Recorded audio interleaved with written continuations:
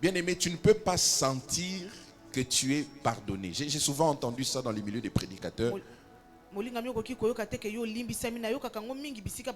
Où on pousse l'église, faites votre repentance. Les gens font, ah Seigneur, pardonne, pardonne. Et puis à la fin, le conducteur dit, je sens maintenant que nous sommes... Non, ça ne se sent pas. Ça se sait. Il ne faut pas amener ça au niveau de ressenti. Et puis, pourquoi nous, toute la congrégation, on doit être soumis à ton ressenti à toi? Donc, c'est-à-dire, ce jour-là, toi, tu ne te sens pas bien, tu ne sens pas quoi. J'ai des prédicateurs comme ça aussi longtemps qu'il n'a pas senti qu'on n'est pas pardonné. On va continuer à prier. On a des fois gardé des gens à genoux pendant longtemps. Pourquoi? Juste parce que le conducteur sent que nous ne sommes pas encore pardonnés. Jusqu'à un moment, lui-même va sentir. Il dit maintenant, je sens. On ne sent pas. Il faut le savoir. Et le savoir est assis sur la foi dans ce que Dieu a dit dans sa parole.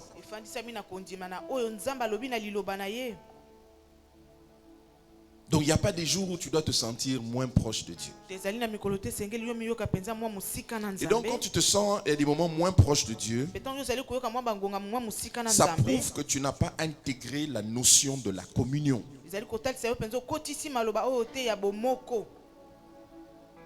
Tu n'as pas intégré le concept de la communion. Oui, aujourd'hui beaucoup d'enfants de Dieu, parce qu'ils n'ont pas intégrer la notion de la communion, ils se sont limités à des formules. C'est une manière de dire les choses. Et même Jésus aujourd'hui est devenu une formule pour beaucoup. Même quand on prie, à la fin on utilise le nom de Jésus comme une formule magique. Bien aimé, il n'y a pas de formule que tu peux utiliser. Le pasteur Lévin en parlait ici. Les fils de Sheva, qu'est-ce qu'ils ont fait? Ils ont voulu utiliser le nom de Jésus. Bien aimé, faisons attention dans cette génération en voulant utiliser le nom de Jésus. Des fils de Sheva qui n'étaient pas en communion avec Jésus, et ils ont voulu utiliser le nom de Jésus. Et aujourd'hui, pour beaucoup, le nom de Jésus est devenu un moyen. Et un moyen très rentable. Un moyen qui nous permet d'avoir des choses auprès de Dieu. Je vais utiliser seulement la formule au nom de Jésus, comme ça je vais avoir. Non.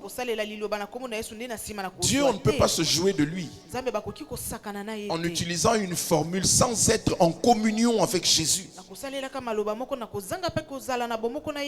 Est-ce que vous savez que Dieu n'est pas un féticheur? Dieu n'est pas marabout. Vous voyez, chez les marabouts, tu peux aller. Il ne va pas te demander beaucoup de choses. Il ne va pas te demander d'être en communion avec lui. Il va simplement te dire, voici ce que tu dois faire. Fais ça, ça, ça et ça. Prends telle chose, va mettre ça à tel endroit. Ou porte telle chose.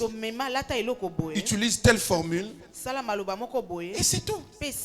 Mais chez Dieu, en Jésus, ce n'est pas une question de formule à utiliser. Dieu n'est pas un marabout. Dieu n'est pas un féticheur. On ne peut pas se servir du nom de Jésus. On ne doit pas faire du nom de Jésus un moyen pour obtenir des choses. Surtout aujourd'hui dans cette génération où le nom de Jésus est devenu un moyen de lucre, où on peut gagner, où on peut obtenir des choses juste parce qu'on a utilisé le nom de Jésus. Où les gens aujourd'hui dans nos congrégations font leurs choses Et de temps en temps, on utilise le nom de Jésus. Le message n'est plus au sujet de Jésus. Le message est au sujet de l'homme. Le message est au sujet des avantages que l'homme peut retirer de Dieu. Et Jésus n'est que la formule qu'on va maintenant utiliser pour faire marcher ça. Au nom de Jésus. Vous verrez quelqu'un qui peut parler, donner un message du début à la fin. Il parle de l'homme, il parle de motivation. Mais l'église n'a pas besoin d'être motivée. Vous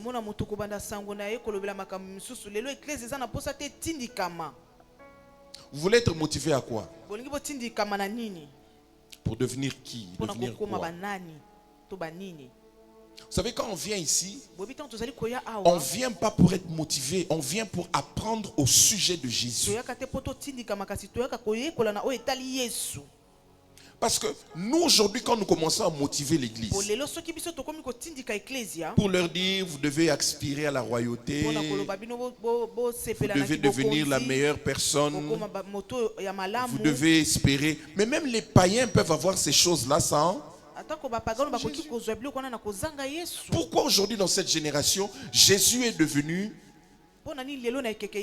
un moyen de gagner, d'obtenir des postes, d'obtenir un certain rang, d'obtenir quelques avantages et ensuite de venir présenter aux autres pour dire moi j'ai réussi. Bien aimé, les choses de Jésus ne se mesurent pas en termes de possession matérielle.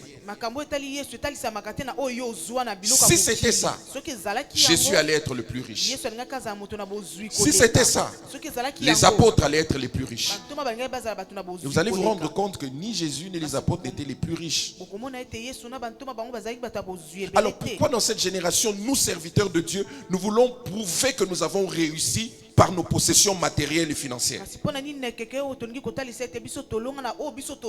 C'est qu'on a arrêté de chercher Jésus, de prêcher Jésus. Maintenant c'est nous qu'on prêche. Nos intérêts, nos avantages à nous. Comment réussir, comment obtenir des postes. Et nous sommes en train de courir vers des choses comme les païens. Jésus, qu'est-ce qu'il disait dans Matthieu 6? Il dit, pourquoi vous inquiétez pour le bois, pour le manger, pour le vêtement? À la fin, qu'est-ce qu'il dit? C'est qui recherche ces choses? Ce sont les païens. C'est eux qui courent vers ça. Et je suis estomaqué de voir une église qui court derrière les richesses matérielles, qui court derrière les avantages. Et on appelle ça la gloire. Que nous, on est arrivé quelque part. Nous, aujourd'hui, on est à côté de telle et de telle autorité. Bien aimé, l'église, c'est pas ça. Est-ce que vous savez que c'est Élisée ou Élie qui vient voir une dame? Cette dame lui dit, tu sais que je peux te présenter auprès du roi. Quelle était la réponse de l'homme de Dieu? Je n'ai pas besoin de ça. Est-ce que dans cette génération, il y a encore un homme de Dieu qui peut dire, je n'ai pas besoin de ces choses-là? Vous voyez, quand on est focalisé sur Jésus, on ne court plus derrière les richesses, on ne court plus derrière les autorités, on ne court plus derrière un certain positionnement dans la société. Notre focus, c'est annoncer l'évangile, c'est prêcher Jésus, c'est révéler ce que nous sommes devenus en Jésus, notre identité en Jésus. Vous savez bien aimé que au nom de Jésus,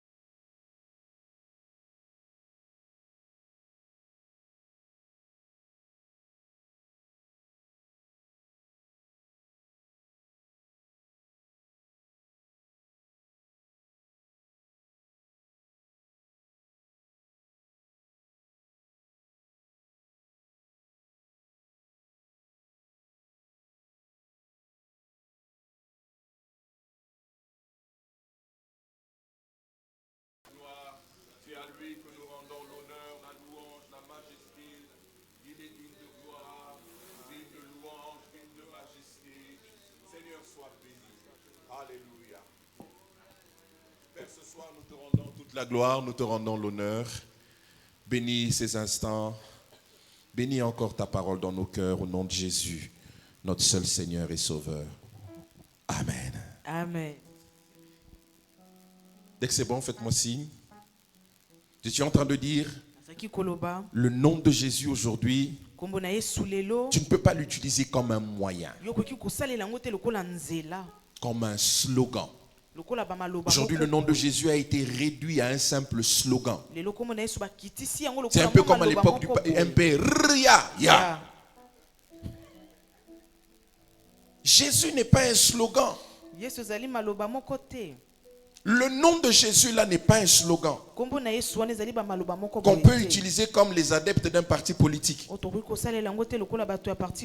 Le nom de Jésus ne peut être utilisé que par ceux qui sont en communion avec Jésus-Christ. Là, ça marche.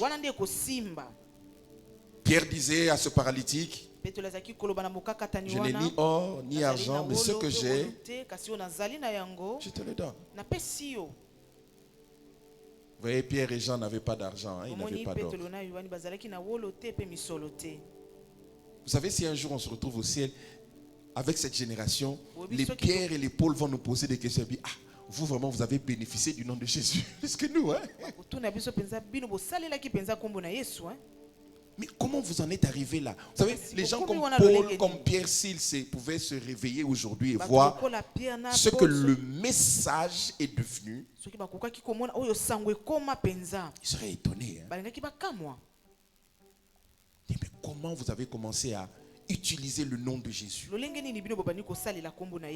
pour sortir l'argent des mains des fidèles?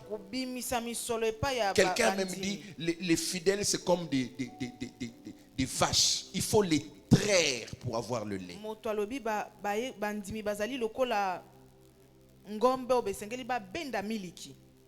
Il a posé la question, est-ce que vous avez vu une vache donner de son lait comme ça gratuitement, sans rien? Non, la vache ne donne pas de son lait. Il faut la traire. Et au nom de Jésus, des gens ont utilisé ça pour soutirer de l'argent. Mais au nom de Jésus, en utilisant un slogan, en utilisant un nom qui peut leur permettre d'avoir. Bien aimé, ce n'est pas ça que Jésus a demandé.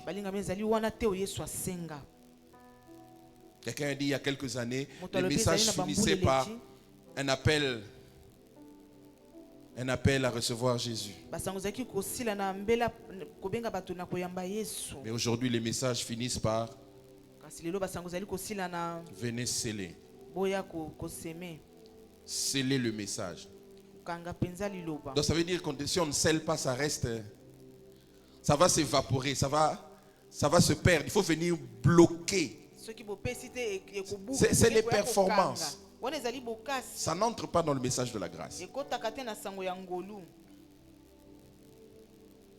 Et si les gens doivent donner, qu'ils donnent par libéralité. Quelqu'un a dit, si tu attends seulement qu'ils donnent par libéralité, ils ne donneront pas. Jésus n'a pas forcé Zachée. Hein? Il ne lui a pas dit, toi tu as beaucoup d'argent, viens sceller le message. Le salut est entré dans ta maison. Viens sceller le message. Non. Il lui a simplement dit, Zachée, le salut est entré. Vous voyez, c'est le salut. Ce n'est pas l'argent. Ce n'est pas le leadership. Ce n'est pas la motivation. C'est le salut. Est entré aujourd'hui dans ta maison. Réaction de Zachée. Il a dit non, libéralité. Il dit, je prends mes biens, je vais donner. Si j'ai fait du tort à quelqu'un, je lui rends autant. C'est ça que l'évangile produit. Jeudi, on en parlait. Pierre prêche le premier message. 3000 personnes se convertissent. Il prêche le deuxième message. 5000 personnes se convertissent. Et ces gens ont commencé à se retrouver quelque part avec les apôtres. Et puis après un temps, qu'est-ce qu'ils ont fait? Ils ont commencé à vendre leurs propriétés. Et qu'est-ce qu'ils venaient? willingly, comme les anglophones disent, volontairement. Ce n'était pas appel de fonds. Qui nous a amené ces appels de fonds à l'église? On a pris des choses qui se passent, des fundraising que les gens font dans des occasions mondaines. On a ramené ça à l'église. On ne se rend pas compte le fait de présenter le besoin. Voilà l'église, on est face à tel défi. Voilà, il faut ça, on a besoin de ça, on a besoin de ça. Mais on s'arrête là. Aujourd'hui, on a même ciblé. On sait que dans telle église, il y a tel papa qui peut donner 10 000. Je vais commencer mon appel de fonds avec 10 000.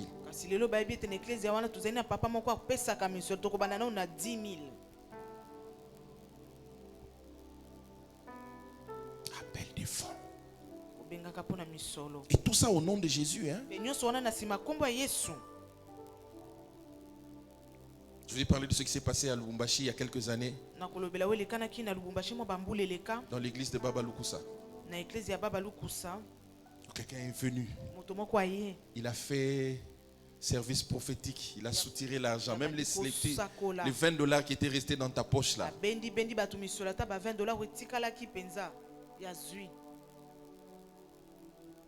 Et il a trompé le pasteur. Il a prié, il a dit je vais laisser le micro entre les mains du pasteur. Or, il avait déjà son équipe à lui, ils ont récupéré toutes et les appels de fonds, et les offrandes, et les dîmes dans son véhicule.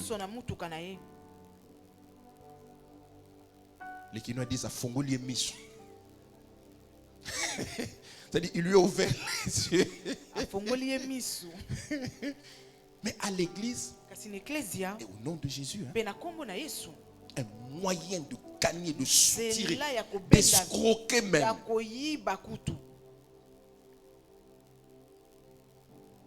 Bien aimé, revenons aux choses basiques, aux choses essentielles, au message autour de Jésus et de ce que Jésus a apporté dans notre vie. Notre identité en Jésus. Voilà ce qui est important. Et quand on commence à comprendre la communion, on comprend qu'il n'y a plus de barrières, il n'y a plus de sentiment d'éloignement. On n'a plus besoin de s'approcher de Dieu parce que nous vivons déjà en communion avec Dieu. Et dans cette communion, il y a quelque chose aussi qui se manifeste. C'est ce qu'on appelle un transfert de données. Transfert d'informations. Un partage d'informations. Quand on vit en communion, il y a un transfert. C'est pas forcé. Vous savez, un jour Abraham reçoit l'ange de l'Éternel chez lui. L'ange passait, il lui a dit non, il faut que tu viennes chez moi. Il a demandé, préparez à sa femme, préparez un mets. Ils ont commencé à manger. Symbole de la communion. Qu'est-ce que Jésus disait dans Apocalypse 3:20? Si quelqu'un, si je me tiens à la porte, je frappe, si quelqu'un entend ma voix, qu'est-ce que je ferai? J'entrerai chez lui et directement, qu'est-ce que je ferai? Souper. Et c'est ce qu'Abraham a fait. Dans cette communion avec l'Éternel. La suite, c'était quoi? Partage d'informations. Qu'est-ce que l'ange de l'Éternel dit? Cacherai-je à Abraham? Il a commencé à lui révéler des choses. Partage d'informations. Bien aimé, quand on vit en communion avec Dieu, il y aura un partage d'informations. Ce ne sera pas forcé. Il ne vous est jamais arrivé d'avoir un ami intime. Tu as l'impression que si tu dors sans lui avoir partagé quelque chose, on dirait que ça te noue le cou là. Tu apprends quelque chose. Non, je dois rapidement lui dire. Moi, c'est ma meilleure amie, Maman Jolie. Quand j'ai quelque chose, je vais lui dire. Dieu. Et dans la communion avec Dieu, en Jésus-Christ, il y a ce partage d'informations. Communion d'informations. Partage d'informations. 1 Corinthiens 2, verset 16. 1 Corinthiens 2, verset 16. Écoutez ce que dit le Seigneur. 1 Corinthiens 2, 16, il dit, car qui a connu la pensée du Seigneur? Pour l'instruire. Il dit, or nous, j'allais mettre entre parenthèses, qui sommes en communion avec lui. Nous avons la pensée de Christ. Vous savez, la pensée est l'une des choses les plus difficiles à savoir. Hein? Vous voyez, tel que je suis là, je suis incapable de savoir ce que vous êtes en train de penser alors que vous êtes là en train de me suivre. Mais comment se fait-il que nous pouvons maintenant connaître ce que Dieu est en train de penser dans sa tête? C'est à cause de la communion. La communion nous amène à connaître Dieu, à connaître le penchant du cœur de Dieu. Vous savez, des fois on est en train de faire des choses pour Dieu, mais nous ne sommes que des religieux. Nous sommes comme Saul de Tarse qui est en train de performer dans des choses au nom de Dieu, pensant que c'est au nom de Dieu. Il était en train de servir Satan. Il n'avait pas la pensée de Dieu, la pensée de Christ.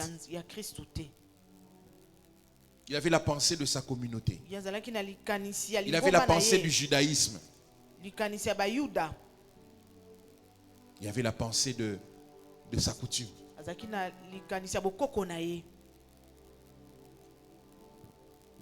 Nous avons la pensée de Christ. Parce que nous sommes en communion avec lui. Nous pouvons savoir quel est le battement du cœur de Christ. Quel est le penchant du cœur de Christ en cet instant-ci.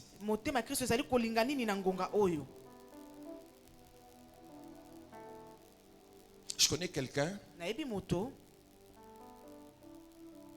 une sœur, elles sont à plusieurs dans la famille. Elle est ici, certaines sont à l'étranger.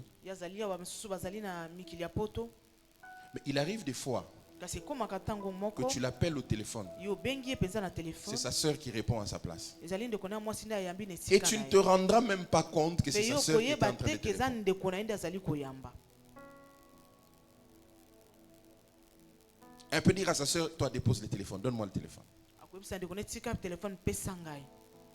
Toi, tu lui écris pensant que tu écris à sœur A. Mais c'est sa sœur B qui est en train de répondre. Et elle répond exactement, tu ne te rends même pas compte que tu te... Elles seules peuvent arriver à te dire, c'était pas A, c'était B qui était en train de t'écrire. Communion. Et dans la communion, il y a ce qu'on appelle le transfert d'informations. On peut arriver à connaître la pensée de l'autre. On peut arriver à savoir en cet instant-ci, voilà ce qu'elle est en train de penser. Je vous en ai souvent parlé ici, mais là c'est dans le mauvais. Je ne dis pas d'aller dans le mauvais, c'est juste un exemple que je donne. J'ai habité quelque part à Kasavubu où on avait des voisins spéciaux. L'homme et la femme, c'est vraiment, j'ai jamais vu des gens comme ça. L'homme quitte la maison, il sort, il va au coin de l'avenue. Il rencontre un créancier. Sans avoir parlé avec sa femme, il lui donne un baratin.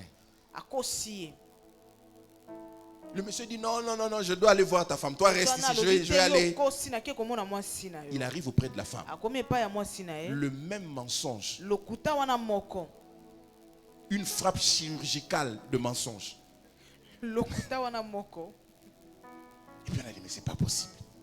Comment ils peuvent arriver à ce niveau où la femme peut savoir quel est le mensonge? Vous savez, c'est une famille qui nous étonnait des fois. À tel point que papa est en train de mentir. Tu es à quel point au téléphone? Le téléphone là, c'est terrible. Tu es où? Non, je suis à Victoire. Pourtant, il est encore à la maison. Et sa femme est en train de dire Victoire, Victoire.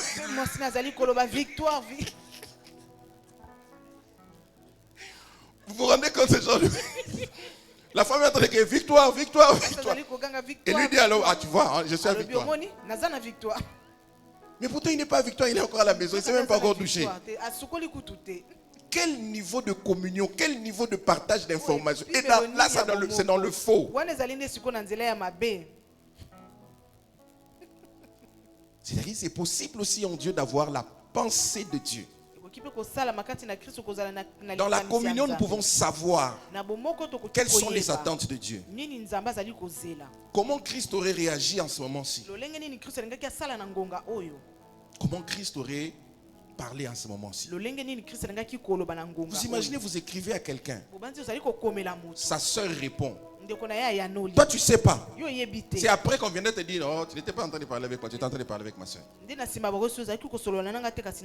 Quel niveau de partage d'informations? Vous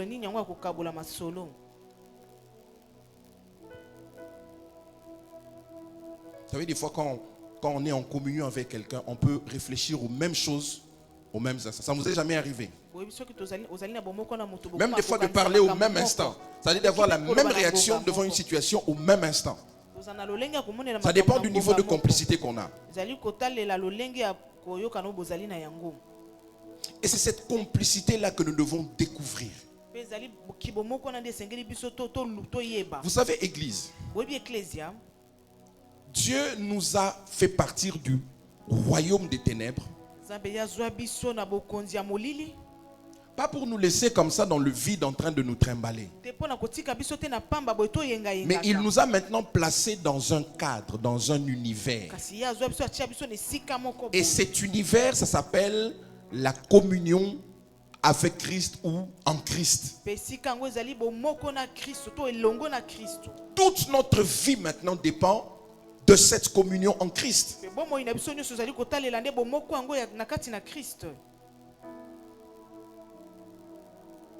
Et dans communion avec lui, nous apprenons à le connaître. Vous savez, la communion est très importante pour connaître quelqu'un. Je parlais avec un vieux pasteur, il m'a dit, vous savez, les histoires de mariage là c'est compliqué. J'ai dit, ah bon? Il m'a dit, mais j'ai reçu un couple hier, il venait à peine de se marier.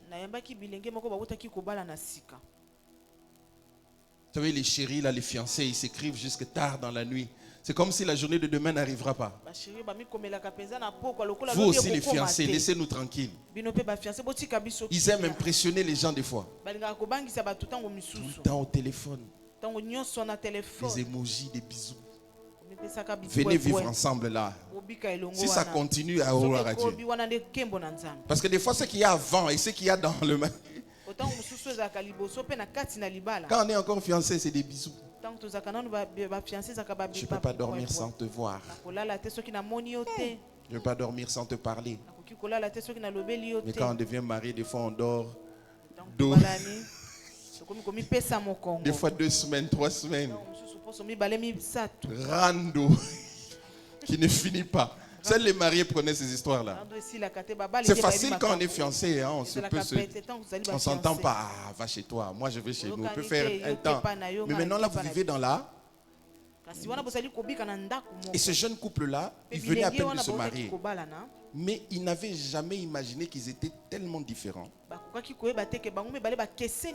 La femme dort avec la lumière allumée. L'homme ne peut pas dormir.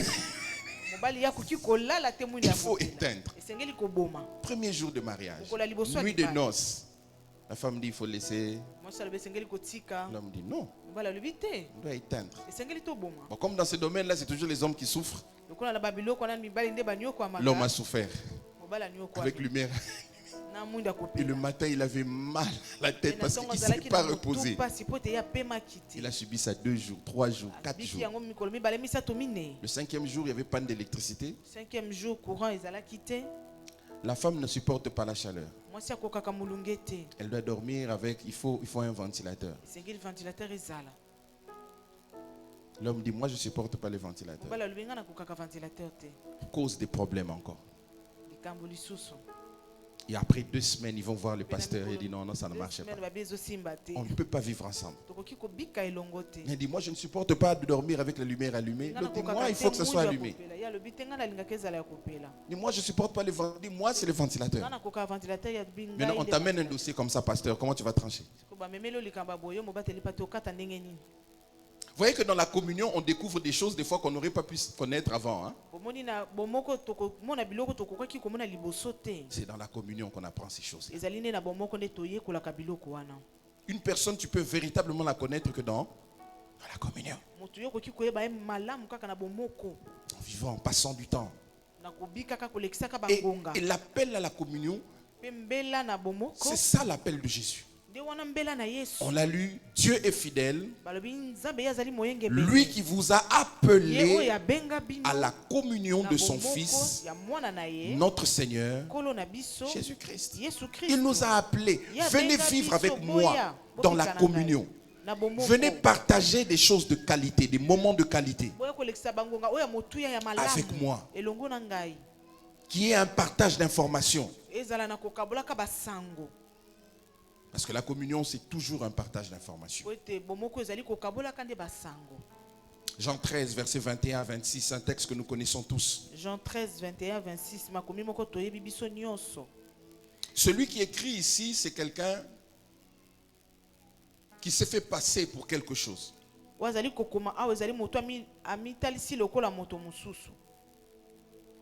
Jean, il s'appelle. Jean 13, 21, 26, écoutez. Ayant ainsi parlé, Jésus fut troublé en son esprit. Et il dit expressément, en vérité, je vous le dis, l'un de vous me livrera. Écoutez les disciples. Ils se regardaient les uns les autres, ne sachant pas de ce qu'ils parlaient. Ils étaient avec Jésus, mais ils n'avaient pas la pensée de Christ. Ils étaient avec Jésus, mais ne partageaient pas les informations au sujet de Jésus. Vous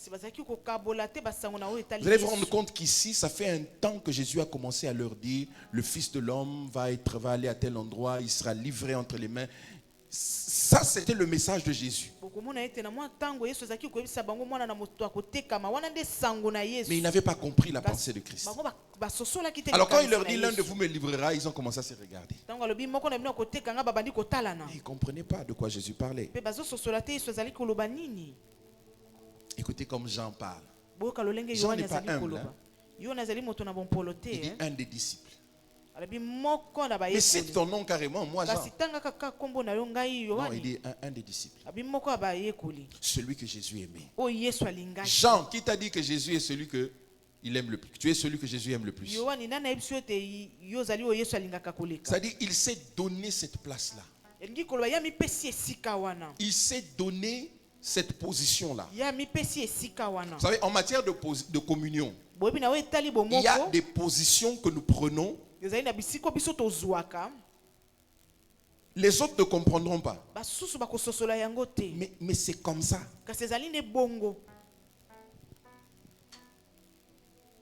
Jean a dit, c'est moi le disciple que Jésus aimait.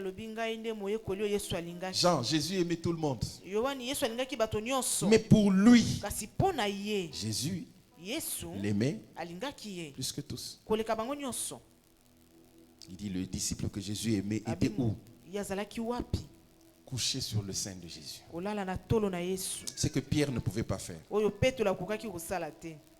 Ce que Judas Iscariote ne pouvait pas faire. Ce que Barthélemy ne pouvait pas faire. Ce que Lévi ne pouvait pas faire. Mais Jean, lui, pouvait faire ça. Pourquoi? Il y avait un lien spécial. Il a développé une communion. Il a développé un lien particulier avec Jésus. Lui, il était couché sur le sein de Jésus. Et le sein de Jésus, c'est un langage biblique. C'est vrai que dans la Bible, souvent, on parle du sein d'Abraham. C'est pas physique, c'est pas physique. C'est-à-dire l'endroit de communion. Et c'est ce que Jean était en train d'expérimenter. Une communion particulière. Les autres étaient là, mais lui, il avait la communion. Les autres étaient tout autour. Lui, il était dans le sein de Jésus. Ouais, un jour, Jésus dit, c'est Jean 1,18. Hein? Personne n'est montré vers le Père, mais le Fils lui-même, c'est lui qui est descendu, c'est lui qui est où? Dans le sein du Père. Est-ce que le Père a un sein physique? Non, ce n'est pas un sein physique. Il voulait parler de sa communion avec le Père. Et Jean ici était en train d'expérimenter une forme de communion. Qui n'était pas encore tout à fait parfaite, mais c'était déjà ça. Écoutez 24, Simon-Pierre. Lui qui était toujours, qui répondait facilement aux questions de Jésus, qui n'avait peur de rien. Mais ici, il fait signe. Jean fit signe de demander qui était celui dont Jésus parlait. Mais Simon, tu peux poser la question toi-même. Bien aimé, il y a des choses, il y a des informations que tu ne peux avoir que si tu es en communion. Il y a des choses qui ne sont l'apanage que de ceux qui sont en communion avec Jésus. Voilà pourquoi c'est important pour nous, Église, de pouvoir apprendre au sujet de la communion. De notre identification à Christ. Parce que le fil conducteur de l'évangile, c'est une question d'identification. Dieu, en la personne de Jésus, a voulu s'identifier à l'homme. Il s'est identifié à l'homme. Il a pris la place de l'homme. Afin qu'à un moment donné, il y ait un échange qui se passe. Afin que nous, maintenant, nous soyons capables de nous aussi, nous identifier à Dieu. C'est ça le fil conducteur de l'évangile. Communion, identification, incarnation. Dieu vient habiter dans l'homme et donne la possibilité à l'homme maintenant d'habiter en Dieu et Dieu dans l'homme. C'est ce mystère-là que nous nous enseignons. Nous n'enseignons pas 15 pas pour réussir dans la vie. Tony et Mouloulou, je ne sais pas, du Nigeria là. Comment je lui dirais 15 pas pour réussir dans la vie? Est-ce que je saurais prêcher ça à cet homme? Le numéro 1 de UBA. Qu'est-ce que je vais lui dire? 15 pas pour réussir, 15 pas pour le succès.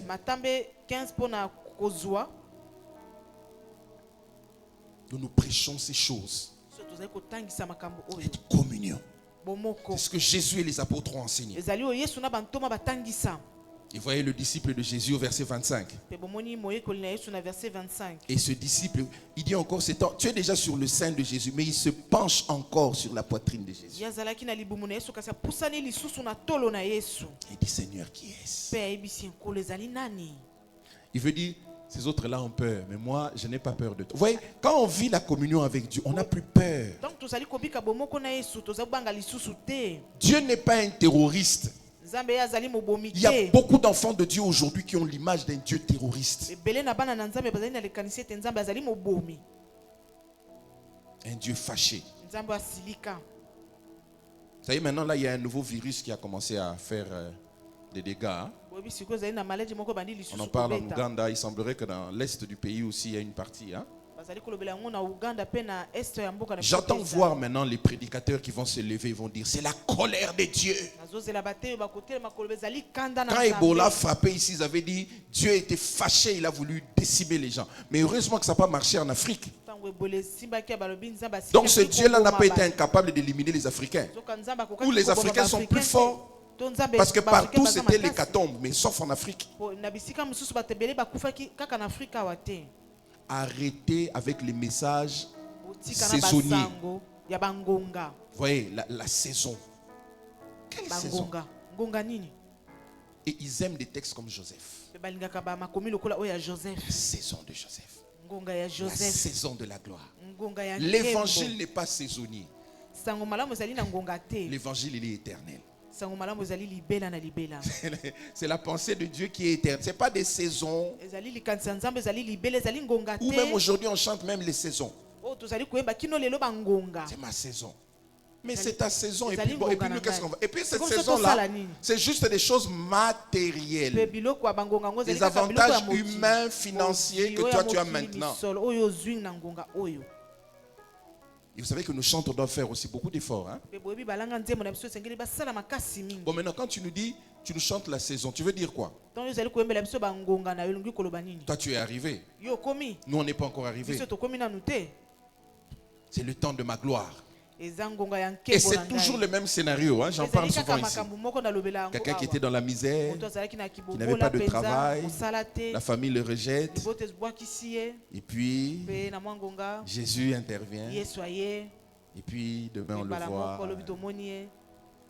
Si Jésus c'était seulement ces choses-là, nous sommes les plus malheureux. Vous savez, l'apôtre Paul en a parlé. Hein? Si ça consistait seulement dans les choses de ce monde, les choses matérielles, les choses de l'argent, les voyages, les visas, les postes à la présidence, les postes à la primature, l'apôtre Paul dit nous sommes les plus malheureux. Or, nous ne le sommes pas. C'est-à-dire notre message, ce n'est pas autour de ces choses-là. Vous voyez ce genre de chansons qui sont comme des statues visées aujourd'hui. Tu attendais de voir ceci, mais ils avaient dit que je serais les derniers. Mais l'église n'a pas besoin de chanter ça. Je sais que les rythmes là, des fois c'est bon. Hein? Mais le message, c'est le plus important.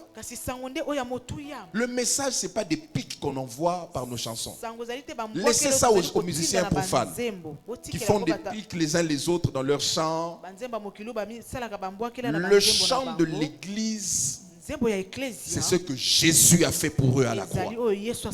C'est ce que nous sommes devenus en Jésus. C'est ce que lui, il a fait pour nous. Comment? Et c'est spirituel. Ce n'est pas les choses de ce monde. Écoutez, moi j'écoute souvent les Hillsongs. Suivez les Hillsongs. Je ne dis pas qu'ils sont parfaits. Mais vous n'entendrez jamais les Hillsongs chanter à propos de je n'avais pas de voiture, maintenant j'ai une voiture. J'étais dans la souffrance, voilà maintenant il y a ceci. Ils vont vous chanter, eux leur chant c'est toujours This is our God. C'est-à-dire voici notre Dieu. Le péché a été vaincu. La mort a été vaincue. Ce n'est pas au nom. Moi, quand j'étais ceci, on ne me donnait pas de chaise. Maintenant, on me donne une chaise. Maintenant, et puis après. Et puis toi, tu es qui? Mais tu n'es qu'un homme. Donc, on va commencer à chanter des réalités de ta vie à toi. Non. Nous chantons ce que Jésus a fait pour nous. Que nos vieux papas de l'époque recommencent encore à chanter. Où on chantait j'étais perdu, tu m'as retrouvé. Ouais, on chante ce que lui il a fait. On ne chante pas nos émotions. On ne chante pas j'étais dans la famille, j'étais le dernier, maintenant je suis devenu le premier. Qui avait dit que nous serions les derniers, maintenant nous sommes les premiers. Mais c'est pas ça, ce sont des statuts visés. On n'a pas besoin de statuts visés, de faire des pics aux autres. Nous, on a besoin de chanter le message. Un message qui communique la foi. Il est autour de Jésus. Parce que quand on ne chante plus, vous voyez, je parle des Hillsongs, ils ne chantent pas autre chose. Ils vont te chanter la rédemption. Ils vont te chanter le salut en Jésus. Ils vont te chanter l'œuvre de Jésus. Ils ne sont pas parfaits. Mais au moins leur thématique, c'est autour de Jésus et de l'œuvre de Christ. Ce n'est qu'ici en Afrique où on chante encore les choses matérielles. Vous voyez, tout ça c'est la conséquence du message. Quand le message est maintenant orienté vers le matériel, les chants vont suivre aussi, iront vers le matériel. Que reviennent encore ces chantres qui nous chantaient comme Maman Laure. Yewana, Yewane, Yewana. Mais c'est lui notre message. C'est lui nos chants à nous. Nous ne chantons pas, je n'avais pas de chemise, maintenant j'ai des chemises. Mais les païens aussi disent chemise, peut-être sans chemise. Et les enfants qui sont nés avec une cuillère d'or dans la bouche, qu'est-ce que vous allez leur dire?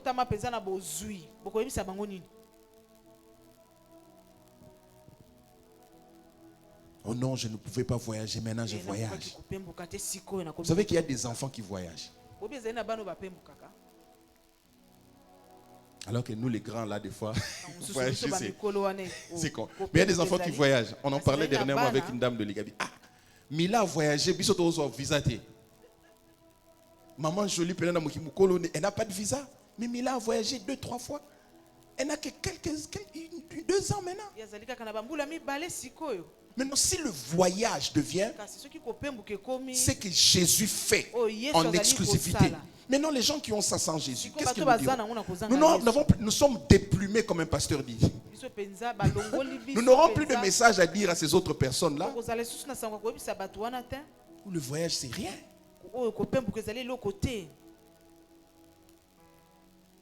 Le disciple se penche. Il dit, Seigneur, qui est-ce? Et Jésus lui donne la réponse. 26, qu'est-ce que Jésus lui dit? C'est celui à qui je donnerai le morceau trempé. Une information qu'il n'a pas donnée à tous, mais il l'a donnée de manière particulière à qui? À Jean. Pourquoi? Parce que Jean était en train d'expérimenter ce qu'on appelle une forme de communion avec lui. 2 Corinthiens 5, versets 16 à 19. 2 Corinthiens 5, versets 16 à 19. 2 Corinthiens 5, 16 à 19. Il dit, ainsi maintenant, nous ne connaissons personne selon la chair. Il dit, et si nous avons connu Christ selon la chair. Celui qui parle ici, c'est un juif. Il dit, si j'ai pu avoir des informations sur Jésus selon la chair. Bien aimé, nous devons nous poser des questions des fois. Les informations que nous avons sur Jésus sont des informations selon la chair ou sont des informations qui relèvent du spirituel. Il dit, si nous avons connu Christ selon la chair, connaître Christ selon la chair, c'est quoi? Il est le fils de Marie. Il est né à Bethléem. Il est mort à 33 ans. Il a prêché aux Juifs. Ça, tout le monde peut le savoir. On peut lire ça quelque part. On peut écouter ça de... Même un païen peut connaître ces choses-là. On dit qu'il est mort et qu'il est ressuscité le 3e jour. Écoutez, l'apôtre Paul, il dit maintenant, nous ne le connaissons plus de cette manière. Nous ne le connaissons plus dans la dimension de la chair, mais nous sommes passés à un niveau supérieur. Et le niveau supérieur, c'est de connaître Christ dans la révélation de la communion avec lui.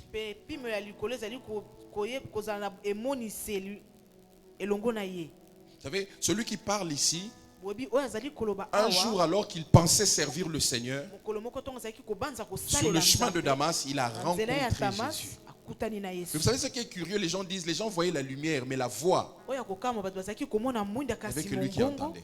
Il y a eu un échange particulier. Il connaissait Jésus, mais selon la chair. Mais il est arrivé à une dimension où il peut maintenant le connaître de manière intrinsèque, de manière particulière. Et cette manière particulière, c'est la communion.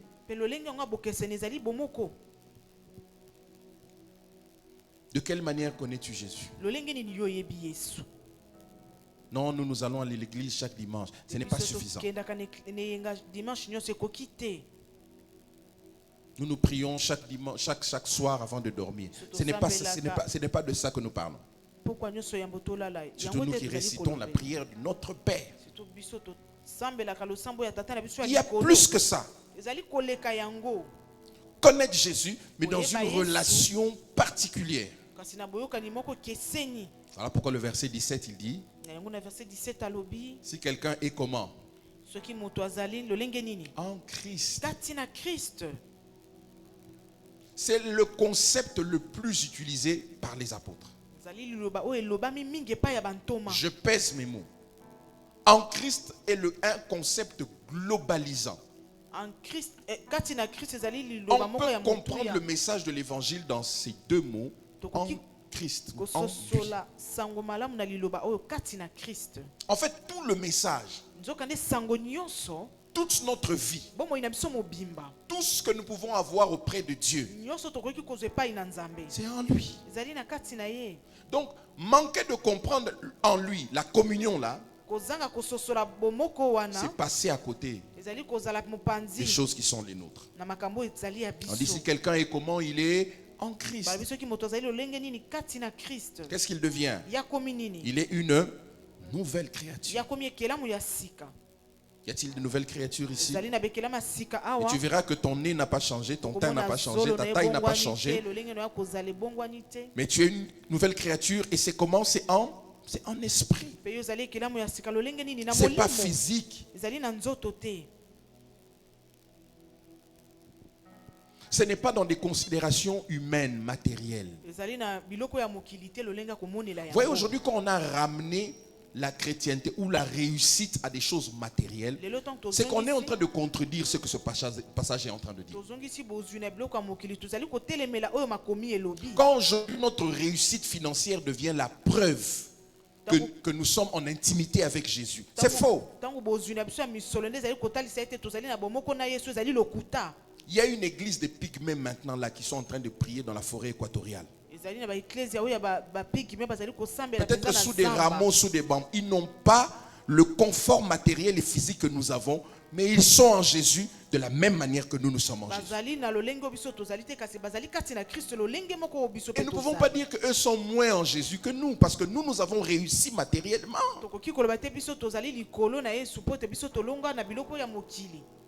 Financièrement, sur le plan social, sur le plan économique, nous avons fait des pas de géant. C'est-à-dire nous sommes meilleurs par rapport à eux. Mensonge. Nous sommes de nouvelles créatures. C'est-à-dire les choses dont on parle ici, elles sont des choses qu'on ne peut pas percevoir de manière humaine. C'est spirituellement qu'on en juge. Il dit les choses anciennes sont passé. C'est ce que je disais le dimanche passé. Il y a des choses qui existent en dehors de Jésus. Et il y a nos vérités à nous en Jésus.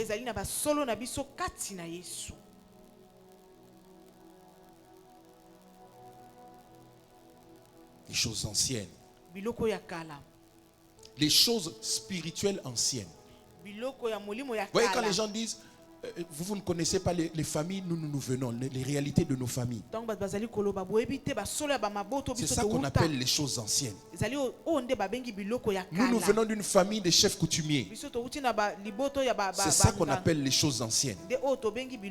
Nous avons une calebasse sacrée dans notre village. C'est ça qu'on appelle les choses. Soit on croit à la parole de Dieu, soit vous croyez en autre chose. Si vous croyez en la parole de Dieu, les choses anciennes ici, c'est notre situation spirituelle d'avant Jésus. Tous les liens, les réclamations, les histoires de famille. Vous voyez, aujourd'hui, on a une église qui croit plus en leur famille de sang qu'à la famille spirituelle à laquelle nous appartenons aujourd'hui. Je parlais avec quelqu'un dans une réunion quelque part. Les esprits se sont échauffés. Des gens qui apparemment on les connaît comme des chrétiens. Mais les esprits sont tellement échauffés, ils ont dit moi je suis fils de chef coutumier. Moi je suis Mupende. Moi je suis Mumbunda. Nous sommes capables, même la main là, je te me salue, et puis ma main reste chez toi. Nous sommes capables de faire grandir un bananier en quelques instants. Et puis ça donne. Les gens ont oublié qu'ils sont en Jésus. Chacun a rappelé sa famille d'origine.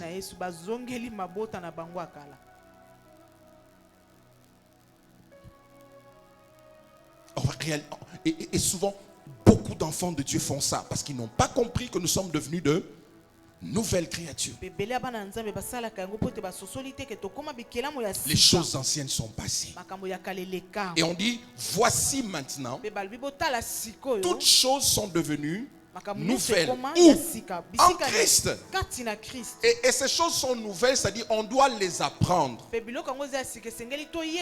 On doit recevoir les updates, les nouvelles informations sur notre nouvelle situation. C'est comme quelqu'un qui se retrouve en Europe. Il est obligé de se cacher. Quand il voit les policiers, il doit se cacher. Vous savez, en Europe, c'est compliqué. Mila, tout le monde.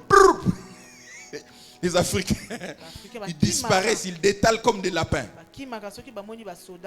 Mais quelqu'un comme ça, du jour au lendemain, il reçoit la nationalité. Vous voyez, il y a quelqu'un comme ça, je crois que c'était en France, qui a sauvé des gens d'un immeuble. Il a obtenu la nationalité. C'était un sans-papier avant. Il était obligé de détaler. Et là, maintenant, tu as la nationalité. Bon, je sais qu'au départ, le réflexe sera toujours... Quand on va créer mille, pas tout le monde sera chercher à fuir. Mais si tu te souviens que toi, tu es maintenant une nouvelle créature, je veux dire, tu as maintenant le droit de citer, elle n'a plus à fuir. C'est-à-dire, courir, c'est les choses qu'on appelle les choses anciennes. Rien n'a changé, j'ai le même teint, je suis toujours noir, je suis d'origine, je ne sais pas, sénégalaise, congolaise ou ivoirienne. Mais là, maintenant, j'ai le droit. Je n'ai plus d'avoir peur. Malheureusement, aujourd'hui, il y a beaucoup d'enseignants qui viennent nous dire vous devez continuer à courir, à fuir. Et nous sommes en train de dire au peuple de Dieu non, vous n'avez plus besoin de fuir parce que maintenant vous avez la nationalité. Le policier ne te fera rien. Montre juste ton papier. C'est fini. Bien aimé, on peut venir d'une même famille de chefs coutumiers.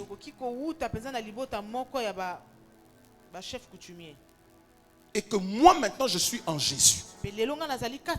Ma situation en Jésus est plus forte et plus puissante que la situation des chefs coutumiers. Tu vas me dire comment? Je vais te dire, le sang qui a fait de toi de la lignée des chefs coutumiers n'est pas plus puissant que le sang qui a été versé à la croix pour faire de toi en Jésus. Il le dit, Jean 1,12. Pour ceux qui l'ont reçu, à ceux qui croient en son nom, elle, la parole de Dieu, leur a donné le pouvoir, la puissance, la capacité de devenir qui? Devenir enfant de Dieu, c'est-à-dire en Christ, lesquels sont nés. On commence par le sang, c'est-à-dire le sang de ta famille des chefs coutumiers est passé. Maintenant, c'est le sang de Jésus qui parle et qui compte pour toi. Je viens d'une lignée de chefs coutumiers, mais maintenant, moi, je suis en Jésus. Et c'est une question de savoir. C'est juste parce qu'on n'a pas les bonnes informations qu'on réagit encore comme avant. Nouvelle créature. Y a-t-il de nouvelles créatures ce matin en ces lieux? Ben, mais il faut que tu crois en cela. Que tu demeures ferme dans cette identité nouvelle. Il dit verset 18, et tout cela vient de Dieu. En d'autres termes, tout cela est une grâce qui vient de Dieu, qui nous a réconciliés avec lui par Christ. Et nous a donné le ministère de la réconciliation. Car Dieu était où? Était en Christ, toujours en Christ. Réconcilions le monde avec lui-même et n'imputons point aux hommes leurs offenses. Et il a mis en nous la parole de la réconciliation. Que Dieu bénisse sa parole. Est-ce que quelqu'un peut commencer à dire merci à Dieu? Dieu est bon, Dieu est fidèle. Dieu est bon, Dieu est fidèle.